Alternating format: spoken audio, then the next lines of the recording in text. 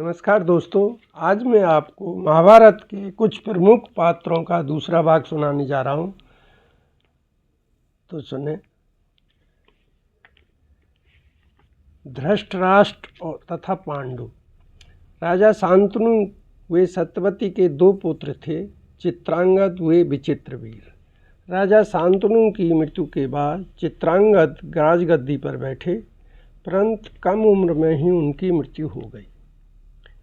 तब भीष्म ने विचित्रवीर को गद्दी पर बिठाया।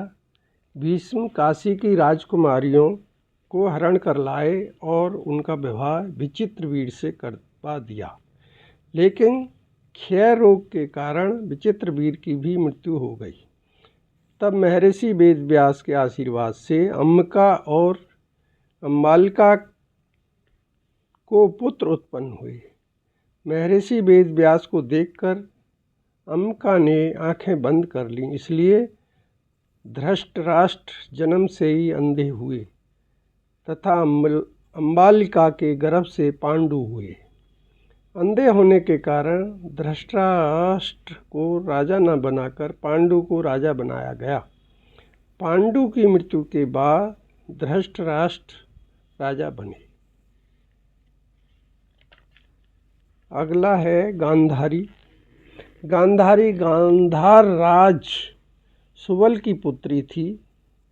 जब भीष्म ने सुना कि वह सब लक्षणों से संपन्न है और उसने भगवान शंकर की आराधना कर 100 पुत्रों का वरदान प्राप्त कर किया है, तब भीष्म ने गांधार राज के पास दूत भेजा। पहले तो सुबल ने अंधे के साथ अपनी पुत्री का विवाह करने से मना कर दिया, लेकिन बाद में बहुत सोच विचार करके हाँ कह दी। जब गांधारी को पता चला कि उसका पति जन्म से ही अंधा है, तो उसने आजीवन आँखों पर पट्टी बांधने का निर्णय लिया।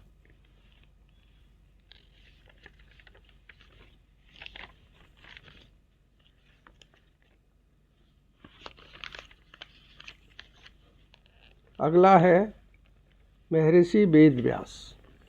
महर्षि वेदव्यास ने ही महाभारत की रचना की और वे स्वयं भी इसके पात्र हैं। उनका मूल नाम कृष्णद्वैपायन वेदव्यास था।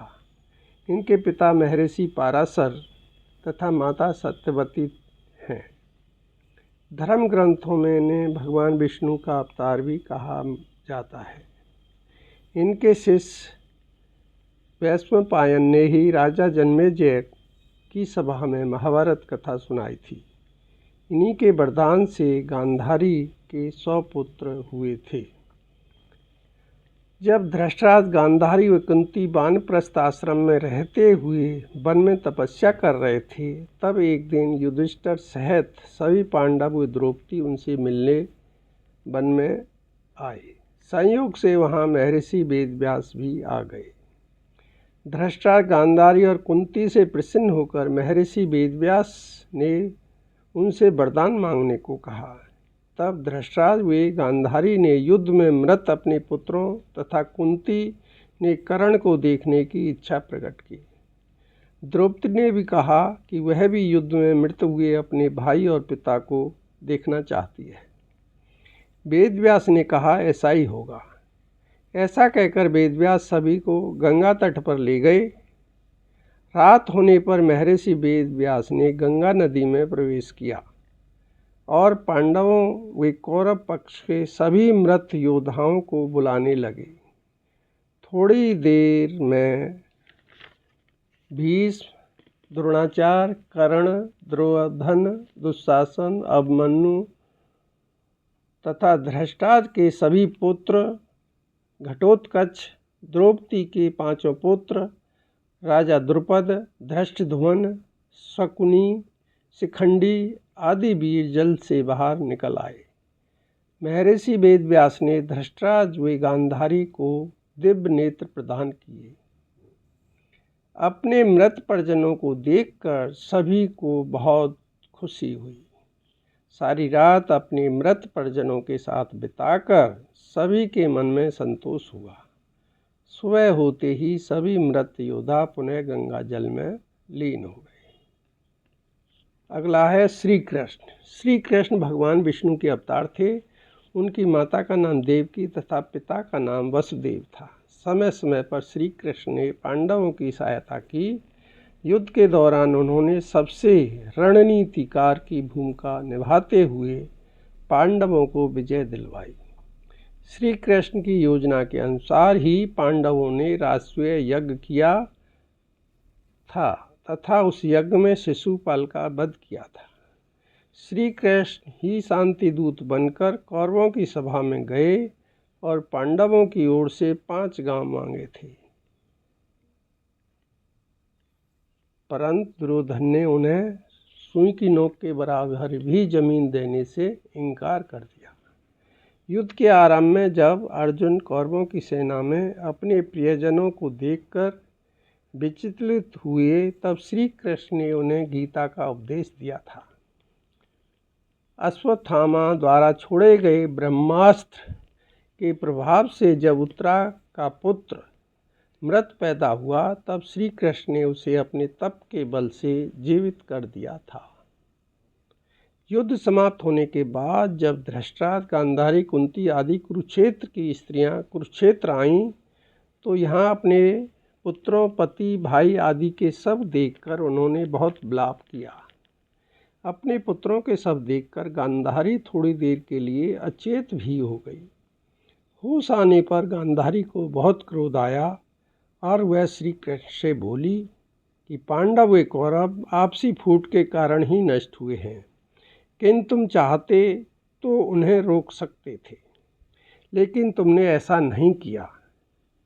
ऐसा कहकर गांधारी ने श्री कृष्ण को श्राप दिया कि आज से 36 वर्ष बाद तुम भी अपने परिवार वालों का वध करोगे और अपने मंत्री, पुत्रों आदि के नाश हो जाने पर एक अनाथ की तरह मारे जाओगे। उस दिन तुम्हारे परिवार की स्त्रियां भी इसी तरह विलाप करेंगी। गांधारी के श्राप के बाद श्री कृष्ण ने कहा कि वृषणी वंशियों का नाश इसी प्रकार होगा। ये मैं पहले से जानता था, क्योंकि मेरे अलावा कोई भी उनका संहार नहीं कर सकता। आपके श्राप के अनुसार ही यदुवंशी आपसी कलह से नष्ट होंगे। अगला है शकुनी। शकुनी गांधारी का भाई था। गांधारी के विवाह के बाद शकुनी हस्तिनापुर में ही आकर बस गए और कौरवों को सदैव पांडवों के प्रति भड़काते रहते थे। पांडवों का अंत करने के लिए शकुनी ने कई योजनाएं बनाईं, लेकिन उनकी कोई चाल सफल ना हो सकी।